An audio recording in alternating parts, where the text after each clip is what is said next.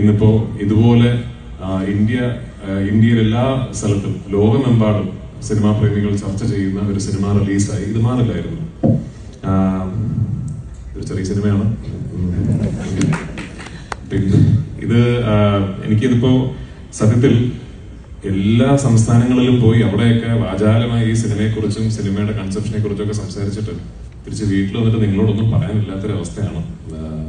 നന്ദി പറയാനാണെങ്കിൽ ഒരുപാട് പേരോട് നന്ദി പറയാനുണ്ട്.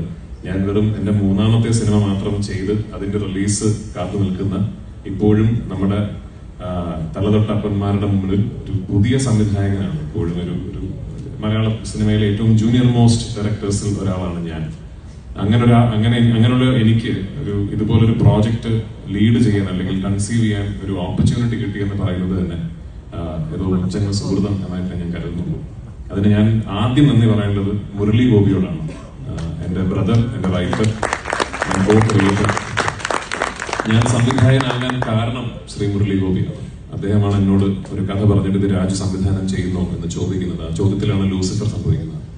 അവിടെ നിന്ന് എന്നിലെ സംവിധായകനിൽ വിശ്വാസം അർപ്പിച്ച് ഓരോ പ്രാവശ്യവും അദ്ദേഹം എഴുതുന്ന വാക്കിന് ഞാൻ കൊടുക്കുന്ന കൺസെപ്ഷണൽ കോൺഫിഡൻസ് കാണിച്ച് എന്നെ ഇന്ന് ഒരു മലയാള സിനിമയിലെ ഏറ്റവും വലിയൊരു സിനിമ കൺസീവ് ചെയ്യാൻ ഒരു ഓപ്പർച്യൂണിറ്റി കിട്ടിയ ഒരു സംവിധായകനായി മാറിയതിൽ മുരളിയുടെ പങ്ക് വളരെ വലുതാണ്.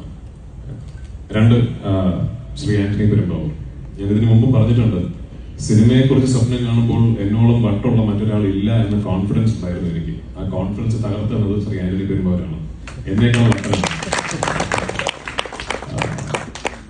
സിനിമ എന്ന കലാരൂപത്തിന് യാതൊരുവിധ ലിമിറ്റുകളോ അതിർവരമ്പുകളോ ഇല്ല എന്നും നമ്മൾ കേരളം എന്ന കൊച്ചു സംസ്ഥാനത്തിലായി പോയത് കൊണ്ട് തന്നെ നമ്മുടെ സ്വപ്നങ്ങൾക്ക് പരിധി വേണമെന്ന് ഒട്ടും വിശ്വസിക്കാത്ത ഒരു തികഞ്ഞ സിനിമാ സ്നേഹിയാണ് ശ്രീ ആന്റണി പെരുമ്പാവൂർ.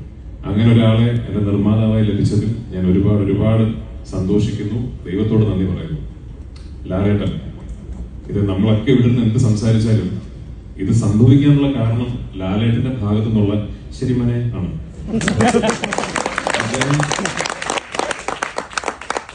അദ്ദേഹം എന്റെ അടുത്ത് നമ്മൾ ഈ സിനിമ ചെയ്യുന്നു എന്ന് പറയുന്നിടത്താണ് ലൂസിഫർ സംഭവിക്കുന്നത്. ലൂസിഫറിന്റെ 2ാം ഭാഗം ആയ എമ്പുരാൻ മുരളിയും ഞാനും കൂടി കൺസീവ് ചെയ്തതിനു ശേഷം സത്യത്തിൽ ഞങ്ങൾ തമ്മിലുള്ള ആദ്യത്തെ ഡിസ്കഷൻ ഇത് നടക്കില്ലല്ലോ എന്നായിരുന്നു. കാരണം എനിക്ക് അപ്പോഴേ മനസ്സിലായി, ഞാനത് ഒരുപാട് വലിയ രീതിയിൽ സ്വപ്നം കണ്ടുപോയി എന്ന് എനിക്ക് അപ്പോഴേ മനസ്സിലായി. അങ്ങനെ ഞാൻ ആക്ച്വലി വിളിച്ച് വലിയ ബിൽഡപ്പ് ആയിരുന്നു ലാലേട്ടനോടും ശ്രീ ആന്റണി പെരുമ്പാവൂരിനോടും.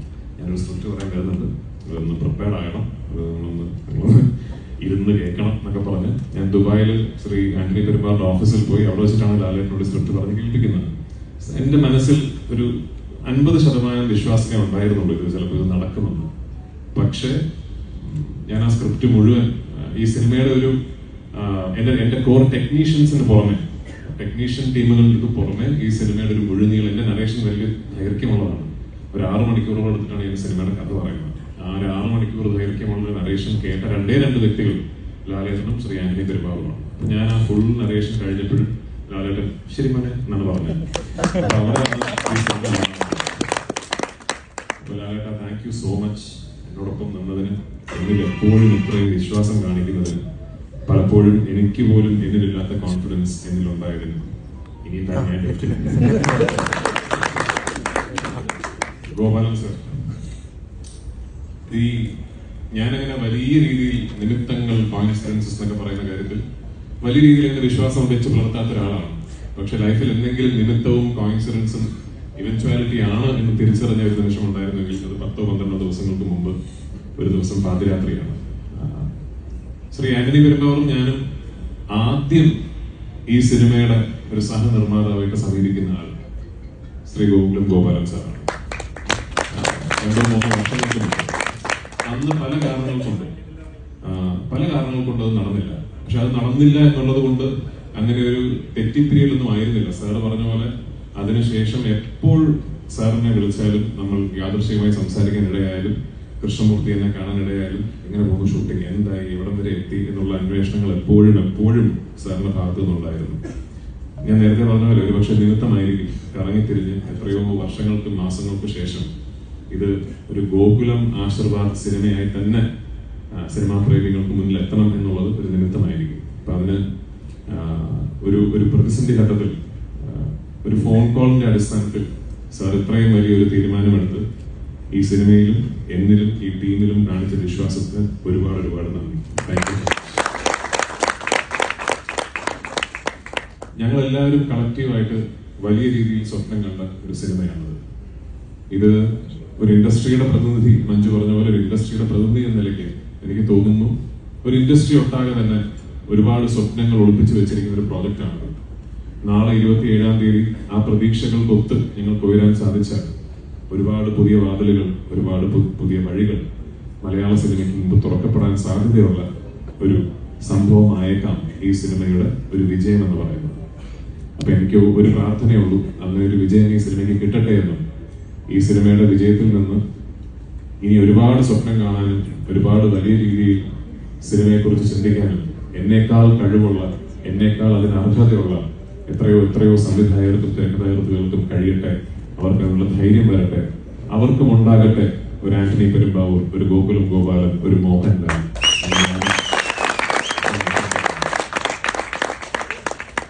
എന്നോടൊപ്പം വർക്ക് ചെയ്ത എന്റെ കാസ്റ്റ്, എന്റെ ടീം ഓഫ് ആക്ടേഴ്സ്, ഒരു സംവിധായകൻ എന്ന നിലയിൽ എന്റെ ഏറ്റവും വലിയ പ്രിവിലേജ് ഞാൻ കാണുന്നത് ലാലേട്ടനോടൊപ്പം തന്നെ ലെജൻഡറി എന്ന് ഞാൻ വിശേഷിപ്പിക്കുന്ന ഒരു കാസ്റ്റ്, ഒരു ഗ്രൂപ്പ് ഓഫ് ആക്ടേഴ്സിനെ എനിക്ക് സംവിധാനം ചെയ്യാൻ സാധിച്ചു എന്നുള്ളതാണ്. എന്റെ സിനിമകളിൽ ഞാൻ ഏറ്റവും കൂടുതൽ അഭിമാനിക്കുന്നത് വലിയ ഷോട്ടുകൾക്കോ വലിയ എക്സ്പ്ലോഷൻസിനോ ഹെലികോപ്റ്റർ പറക്കുന്നതിനോ ഒന്നുമല്ല. എന്റെ സിനിമയിൽ ഞാൻ ഏറ്റവും കൂടുതൽ അഭിമാനിക്കുന്നത് മനോഹരമായ ക്ലോസപ്പുകൾക്കാണ്. ആ ക്ലോസപ്പുകളിൽ എന്റെ കഥാപാത്രങ്ങളെ എനിക്ക് തിരിച്ച് ഞാൻ സ്വപ്നം കണ്ടതിനേക്കാൾ നന്നായി തിരിച്ചു തന്ന എന്റെ നടി നടന്മാരോട് ഒരുപാട് നന്ദി എനിക്കുണ്ട്. Last but not the least, എന്നോടൊപ്പം വർക്ക് ചെയ്ത എന്റെ ഗ്രൂപ്പ് ഓഫ് ടെക്നീഷ്യൻസ്. ഞാൻ ഈ സിനിമയുടെ ടീസർ ലോഞ്ചിൽ പറഞ്ഞാണ്, എന്നോടൊപ്പം വർക്ക് ചെയ്യുന്നത് ഒരു വേൾഡ് ക്ലാസ് ടീമാണ്. ലോകത്തിലെ ഏത് ഭാഗത്ത് പോയി ഏത് ഇൻഡസ്ട്രിയിൽ നിന്നുകൊണ്ട് എത്ര വലിയ സിനിമയും കൺസീവ് ചെയ്യാൻ മാത്രം സ്കില്ലും കഴിവും ടെമ്പർമെന്റും ഉള്ള ഒരു ടീം എന്നോടൊപ്പം ഉണ്ട്. എന്റെ ക്യാമറമാനിൽ തുടങ്ങി associate director, assistant directors, creative director, art director, makeup man, costume designer, production controllers, എന്റെ പ്രൊഡക്ഷൻ ബോയ്സ്, യൂണിറ്റ് ബോയ്സ്, എന്റെ സെറ്റിൽ വർക്ക് ചെയ്യുന്ന ഡ്രൈവേഴ്സ് വരെ ഈ സിനിമയുടെ മുകളിൽ എനിക്ക് എന്ത് ഓണർഷിപ്പ് ഉണ്ടോ അതേ ഓണർഷിപ്പ് അവർക്കും ഉണ്ട്.